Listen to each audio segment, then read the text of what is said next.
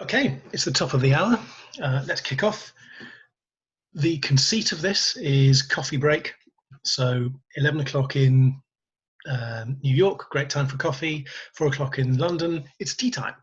So we can get this done in about the time of somebody's coffee break or tea break. Let's go for 25 minutes and let's make this fairly punchy. I will talk quite fast.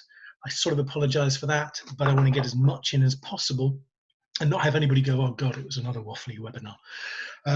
Just to explain the background for this, the thought was that we should probably do more kind of practical explanation of context of how we work and what clients want and how we unlock value for clients and so forth for our own internal people at Agency My.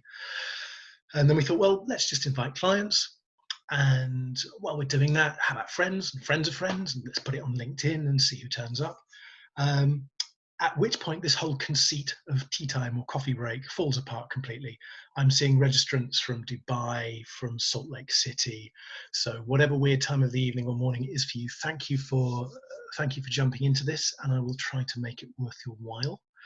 I also promised that though we will mainly be going through a spreadsheet, I will try to make it more fun than spreadsheets sound. So to start, that's it, 1.5 minutes past. Anybody else? Anybody who's late can just catch up at this point. If we ask a whole bunch of people, how much should a website cost? Right? How much should your company website cost? Then we're going to get a huge range of answers. So a sole trader, somebody who has never worked with websites before, doesn't really see the value of a website, is going to go, well, I've seen this ad on Wix, and they said I can get a professional website for $10 a month. Somebody who works for Hertz will say, well, I know last year we spent 24 million on our new website, so I guess 24 million. Between $10 a month and 24 million pounds, or $24 million, you've got a huge range. Right? But if we were to do this face to face and I hand out post-it notes to people and say, write down the number that you think this should be, and we put all those numbers up on the wall and we get a kind of constellation of what people's opinions are, those numbers will cluster in a couple of places. And one really interesting one is the number that people will have thought of, particularly a lot of people from small to medium companies, a few dozen employees, maybe 100 or 200 employees. A lot of people say 10,000. Doesn't matter what country they're in. Paris, 10,000 euros. London, 10,000 pounds. New York, $10,000. Right? It's always 10,000. And this seems to go beyond just websites. So one really interesting source of relatively public domain data, you might have to struggle a bit to find it, but if you can find it, it's worth it, is the bench press data from the Wow Company in London. And they have operational data of project size, profit margins, all sorts of things from over 700 agencies. And their figures suggest that the average project value for a small to medium agency in the UK is £10,000. That's all agencies. That's not just web agencies, right?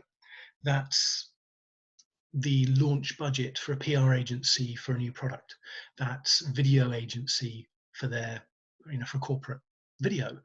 Whatever it is, we've got these small to medium companies going to small to medium agencies and saying, my budget's £10,000. Whatever it is I think I need is £10,000. And you get the same thing in the US or in France or in Italy. So we might have somebody say, well, I've got $25,000 and I want to put 10,000 into branding, 10,000 into the web, and I'll hold 5 back as a contingency. Right? Branding and the web apparently are both $10,000 each, random number. I have no logical reason for that.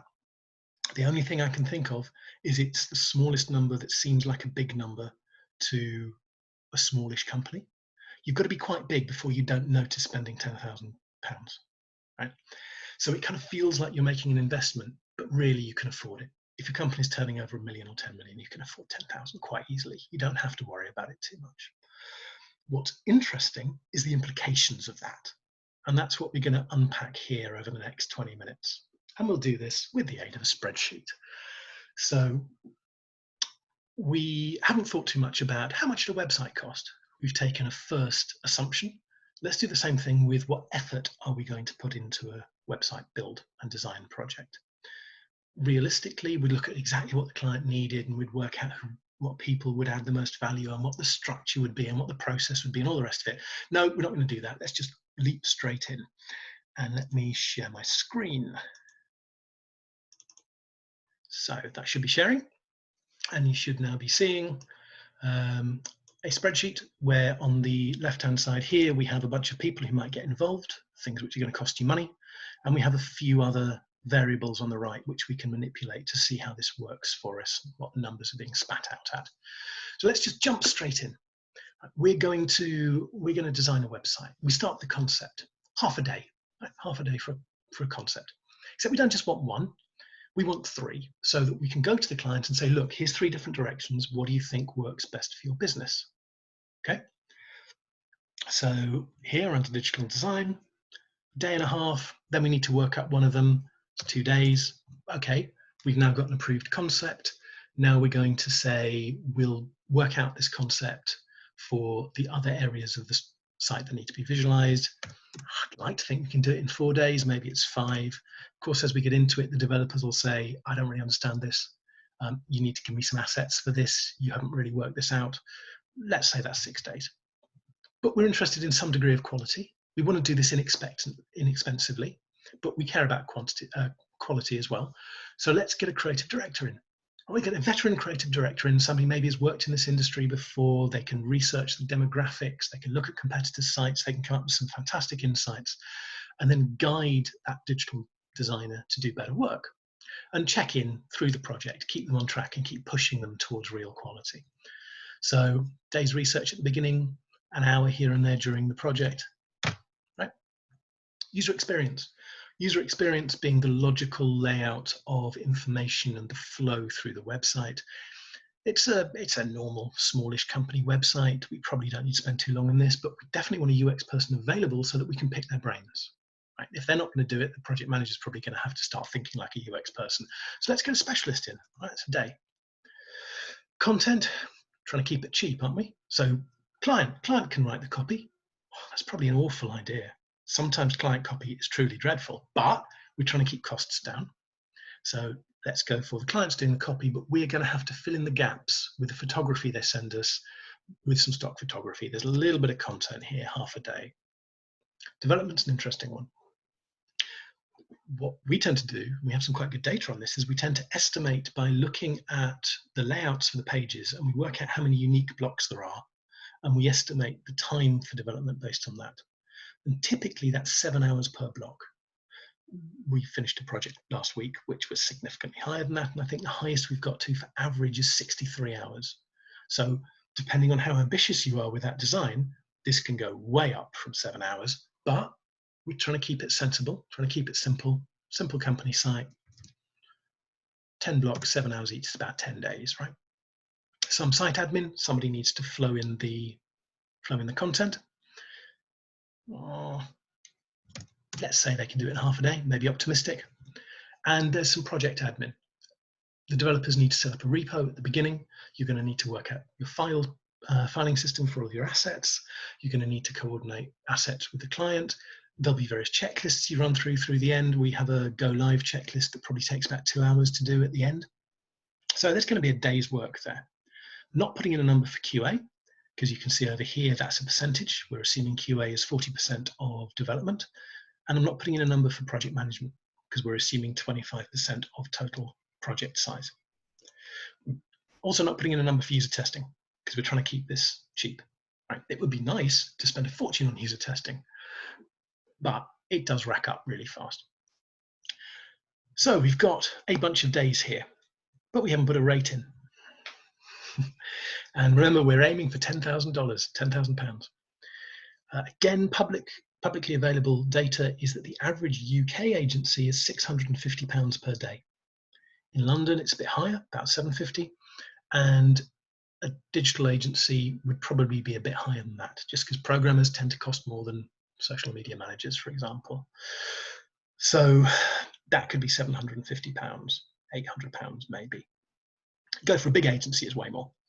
And if you're hearing this from the US, then you're going to go, okay, fine, established agency, New York, $1,000. Yeah, that's not a bad number. So let's put in $1,000 here. And we've got $31,000. That's a very long way above the $10,000 we're aiming for. But it's worse, right? It's like those really bad old TV ads, but wait, there's more. But wait, it's worse. This assumes we all just walk in at 9 o'clock on a Monday morning and start work. Now, you can understand why people are going for a team, not a freelancer, because this assumes that half a dozen different people with complementary skill sets are going to be available at exactly the right time without any downtime, and they'll have the tools available for them, they'll have the working processes established. If you try to do this as with freelancers, this would be horrendous, right? So you pretty well have to go for an agency.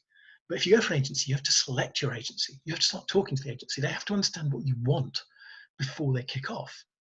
So let's put in a day for requirements gathering. That might be half a day talking to the client, reviewing their documents, and then some time spent with the team discussing what we can do. This is what the client's asked for, but is there a better way we should suggest to them? Who's the right person on the team who should be on this? Are they available? Let's juggle our resources and so forth. But in addition to that, I've got a line here that says emotional comfort. Now, I'm sure any sales trainer will tell us that people buy emotionally. They think they're buying rationally, but they're not. A sale is an emotional decision justified by logic. So we have to make the client feel good before they even give us permission, right? I could call this getting permission rather than emotional comfort, but they will want, maybe we have to jump on a call with their managing director to make him feel comfortable. Maybe we have to send them some nice, pretty documents. Maybe they want a sort of formal proposal from us. But you'll also notice here, this column, pitch, yes, no, this is a tool that we'll use in more detail in future webinars, I suspect. But what this allows us to do is to say, well, what percentage of this is work which we have to do before we even know if we're getting the work. So we might talk to 2 people, 4 people, 10 people before we know that one of them is going to give us work. As an agency, you've only got revenue from one source, that's clients. So all of that prospective work that you start off with has to be billed to the clients who actually give you money in the end. So although we're expecting to spend 2 days here with the client before we can start, to allow for the wasted effort with the clients that we don't work with, where these conversations don't go anywhere, we're now looking at $6,000 that we have to add on. So including the cost of getting the work as well as the cost of doing the work, this is now $37,000. That's a huge way above $10,000, right? So obviously that's impossible. No, that's fun, right? When something looks that completely ridiculously impossible, then that's just a challenge. Let's rise to the challenge. Let's work out how we can do this, particularly since if we look at that bench press data, the average that a UK agency is getting, and it's probably similar in the US or in France or wherever, is £10,000. Clients are demanding this, however arbitrary their demand might be, and people are delivering it. So how are we going to deliver it? So there's 4 different approaches that we can look at here. And let's knock off the first one really quickly. And that's the alpha male approach. Right? So I'm going to be an arse. I'm the client. I'm going to thump the table. I'm going to demand you have to do this for 10,000 or I'm going to take the work somewhere else. Right? I demand you give me a discount. I want 50% off. I want 30% off. This is an easy one to deal with because there is also publicly available data about profit levels of agencies and of different sorts of agencies, right? PR, digital, whatever. And a small to medium agency in the UK, for example, will typically make 17% profit. 17, not 70. 20% of agency heads of small to medium agencies in the UK do not draw a salary as high as the average in the UK, right? So these are fairly senior people getting underpaid because their agency isn't making any money, and the average is only 17%. Globally, bigger agencies tends to be about 15%. Weirdly, it's actually harder for them to make a margin than it is for small folks. And that might be something else we can dig into in another session. But you can't walk into an agency and say, I demand that you give me a 30% discount, right? Because if I knock this down, 2 things have happened. Firstly, as an agency, I'm losing money. There is no way I'm going to take a project where I'm going to lose money just because you feel like being an alpha male arse and thumping the table. Secondly, we're still nowhere near $10,000. That has not made nearly enough impact. A more interesting approach is to look at the business model, the process, the cost base of the people that you're working with. Now, I'm not going to go into this because I don't want this to turn into an advert, right? Because funnily enough, Agency My has a different business model, and this is not our business model. Okay, this is not us. This might be a typical London agency or New York agency. This is not us. But you might look for somebody with a different working business model. You might say, well, what if I can find somebody in a lower cost-based country? How about Poland, right? There's some really talented technical people in Poland or Ukraine. That is a huge area. And if you can look for ways of unlocking value across time zones, it's something we do all the time, but we can do it on behalf of clients. And it's something I've spent years doing. It has massive potential and it has massive risks. So I don't want to say, yeah, that's a great idea, because people can get in a huge mess over that, particularly when optimism kicks in. This is great. I found this cheap guy in Bangladesh. Yeah, that's going to go really well. No, it's not. So let's stick with our conventional agencies and let's look at how this works with a fairly conventional agency model. That's more interesting. So, okay, going completely outside the box is too complicated for us. Beating the table just doesn't work. It doesn't get the numbers down far enough. And before I say going outside the box is a great idea, by the way, we couldn't get down to $10,000 on this basis. We couldn't get anywhere near $10,000 on this basis. And lots of people who you might expect to be more cost effective couldn't. That's not a magic solution, even if you get it right. So let's look at something else. Another option, let's make it the project manager's problem. That's easy. The guy who heads the agency has said, yes, of course we can do this. The client's really happy. Now it's the project manager's problem. We've got a couple of people on the registration list here who are project managers. Hey guys, have fun with this. But okay, let's look at what we can do. So the first thing we can do, actually all of this comes down to one thing: sacrifice quality. To hell with quality. Lots of things we're doing here are so that we can do outstanding work for the client. Now, we really haven't pushed it all that far.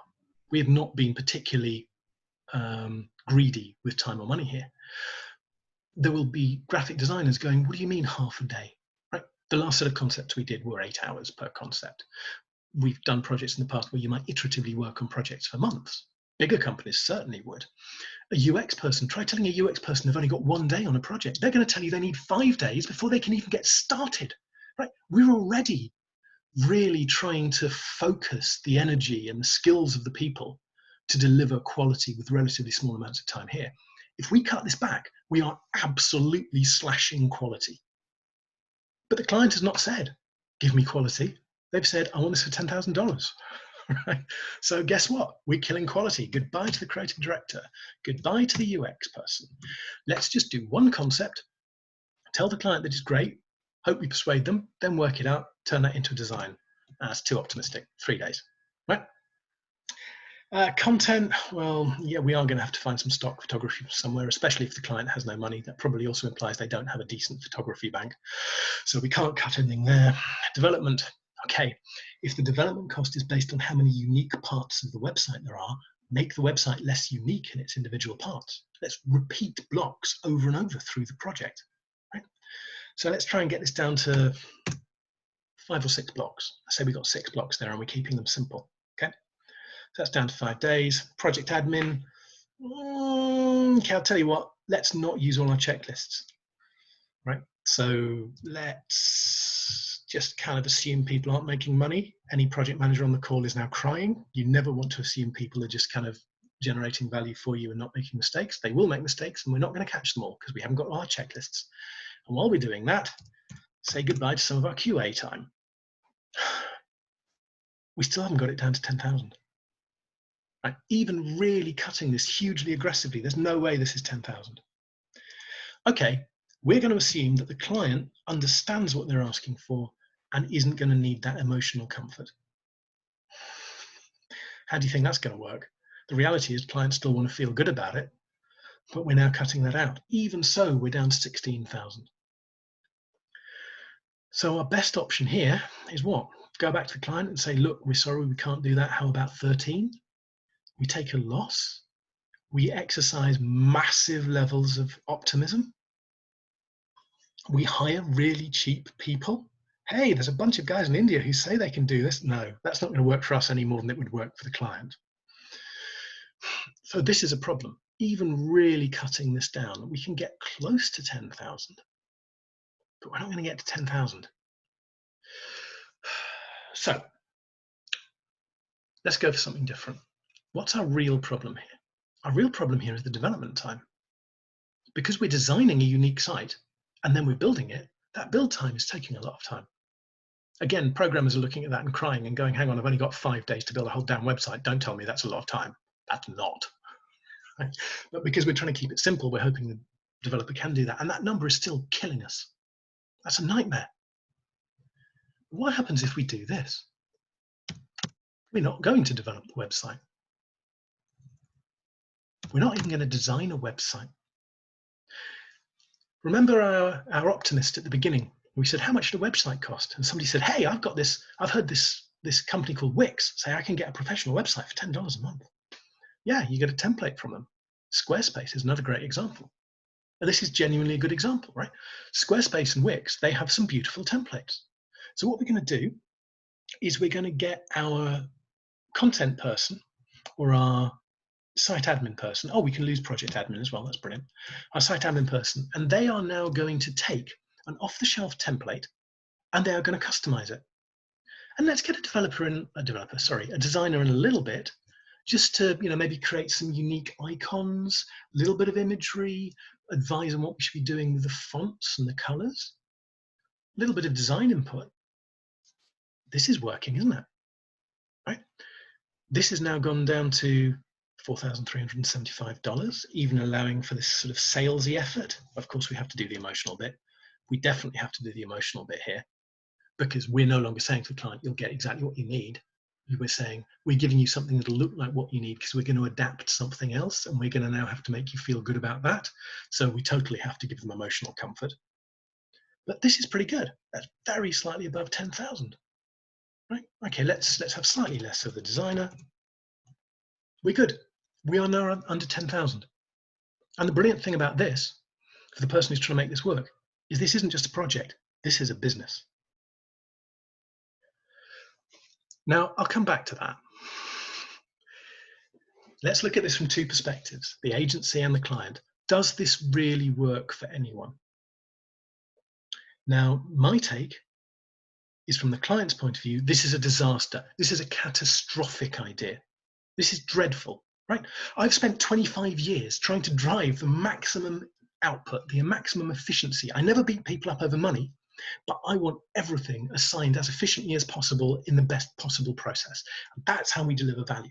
So anybody that says to me, here's a model that says 2/3 of the cost goes into the paying the sales guy, that's insanity. I would rather take $6,000 out of the company safe, put it in the car park, set fire to it and dance around it.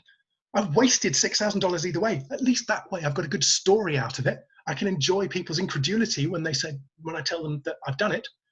No one's going to be incredulous if I do this. They're going to go, all right, okay, $10,000, fine. You've got a small agency to do the work. From my point of view, total bloody waste.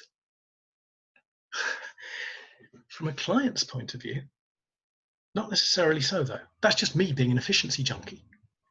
You might also say, well, do you know what? I've got a $10,000 problem. I found somebody who solved it for me for $10,000. For me, it's complicated. For them, it's simple. The value to them is that transition from complicated to simple. It's a model called Cynefin, which we'll talk about in another webinar, which unpacks this a little bit. I will pay money for somebody to take a problem off my plate and solve it simply. And I don't care who at their end makes the money. If it's the sales guy or it's the web guy, it makes no difference to me whatsoever. Right? Even though actually you could get it even cheaper. We'll come back to this in a minute. The other question then is, does it work for the agency? Because for the client, this either works or doesn't work depending on your perspective. If you're saying, I want the most efficient use of my money, God, this is wasteful. If you're saying, I want somebody to take my problem away, it works. And somebody can build a consistent business on it, which means they aren't going to go bust and they're going to be around to help you again in future. That's brilliant. From the agency, does this work?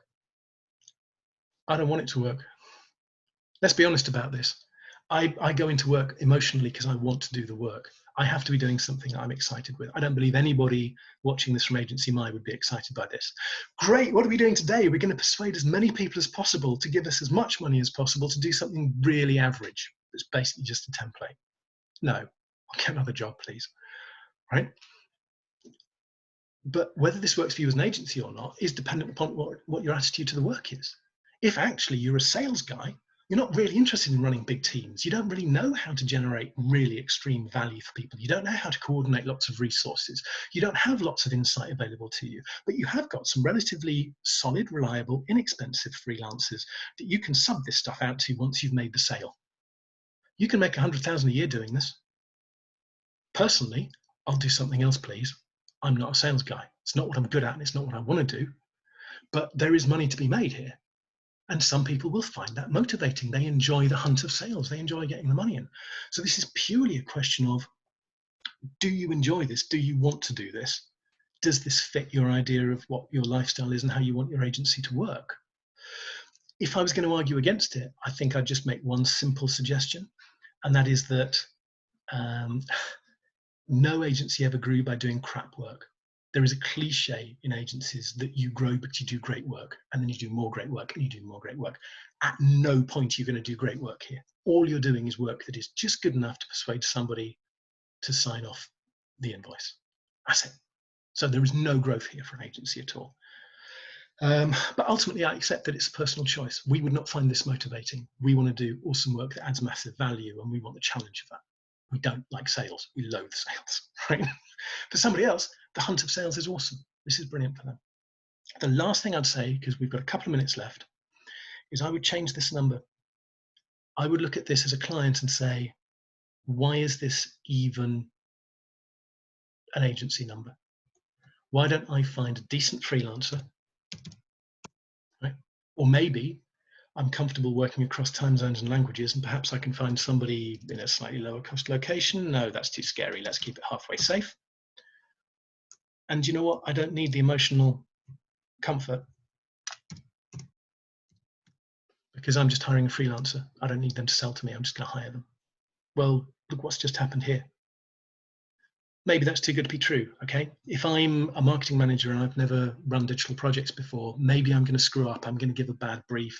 The designer's not going to understand what I mean. I don't understand all the implications. But do you know what? It doesn't matter. Even if this 2 days turns into 4 days, even if it turns into 6 days, we have to do all this work 4 times, right? Because I don't really understand what I'm briefing, and there's a learning curve for me as a marketing manager doing this. Well, it's come to $3,000. Rather than spending $10,000, I'm now spending $3,000, $4,000. Right? For me, as a marketing manager, that's exactly what I'd do. I would not spend $10,000 with an agency. I would spend $3,000 with a freelancer. That's not going to be right for everyone, but I kind of wanted to put that out there as a look, there is a better way of doing this rather than necessarily assuming you need to work with a small agency. Of course, if we go back to the question of what's the motivation at the business end, if the motivation at the business end is solve that problem for me, the freelancer is not solving your problem.